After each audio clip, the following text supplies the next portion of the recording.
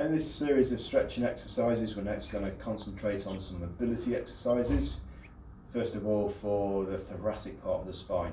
The thoracic part of the spine is the middle section, so it's below your neck and finishes just below where your lumbar spine starts.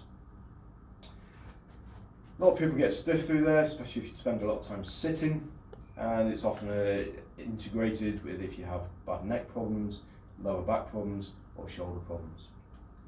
First exercise we're going to look at is on hands and knees. So we're going to go into a position where we've got a neutral spine position, and the first position for this one we're going to bring hand to ear, and we're going to tuck the elbow round as though we're trying to reach the opposite hand. Here we want to be careful not to be collapsing in the spine, nodding the head down or overreaching. So the movement's just purely a rotation. We can then extend this movement, so we're going to come a little further this time, so we're coming out straight.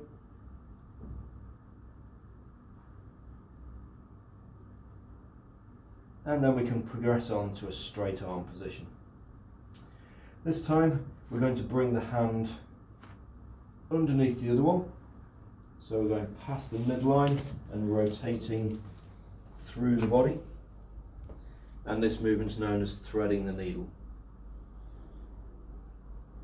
Again, we're being careful not to over rotate and collapse, but to just go as far as our mobility will allow us. And finally, we can bring the full movement of bringing this arm out to the other side as well. So we're going through and back round.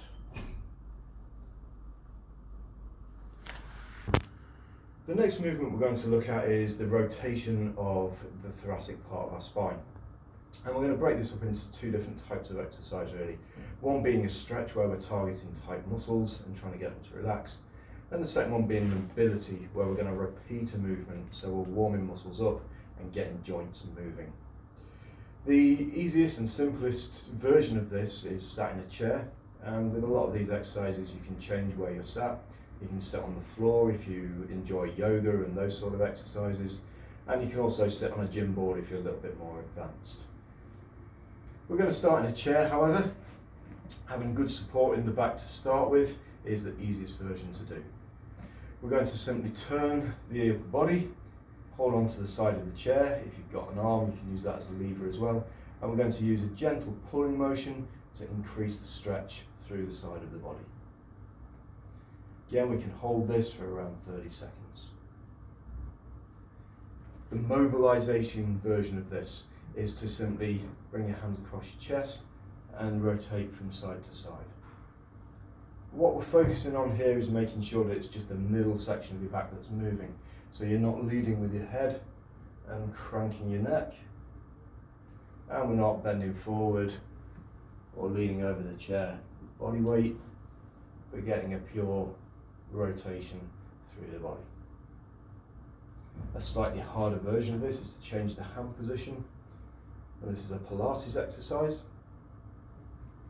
Again, coming to the side with control.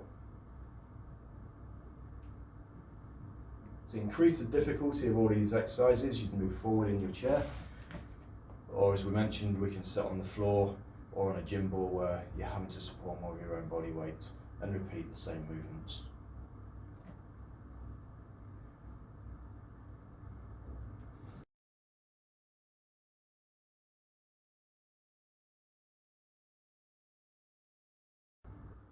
The next exercise is a combination stretch or mobilization exercise that's going to work the shoulders, the chest, the thoracic spine. It's good for posture and balance also. The first version we're going to do is leaning against the wall. So the wall is going to help you keep a good posture through your back and slightly bent knees so that we're not overstraining anywhere else. We're going to bring one arm up in the air and one arm down. And we're going to gently and slowly swap arm positions, breathing out as we go, so we're relaxing through the movement, and you should feel a stretch through your spine and through your shoulders as you do that.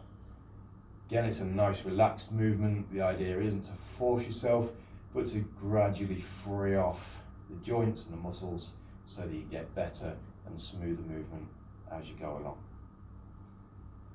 To make this a little more challenging, you can choose to put something behind you.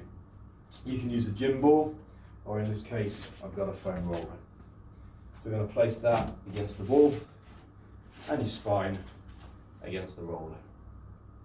Same exercise, but having something behind you allows for extra movement so that you can go a little further back with your stretch. Again, remembering to breathe and keep relaxed until you feel that you're freed off. The alternative position to do this exercise is on the floor.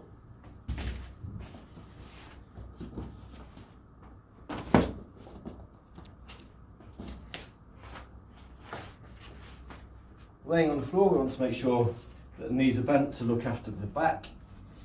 And again, we're going to go one arm back and one arm down. Crossing over as we breathe, holding for a second, and switching again. And again, just as in standing, we can place something on the floor, such as a foam roller.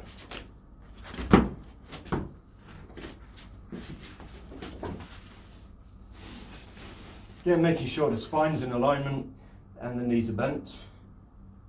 This allows for a greater amount of stretch and has the added balance challenge, working your core muscles at the same time as keeping your movement muscles free to allow the stretch in the movement.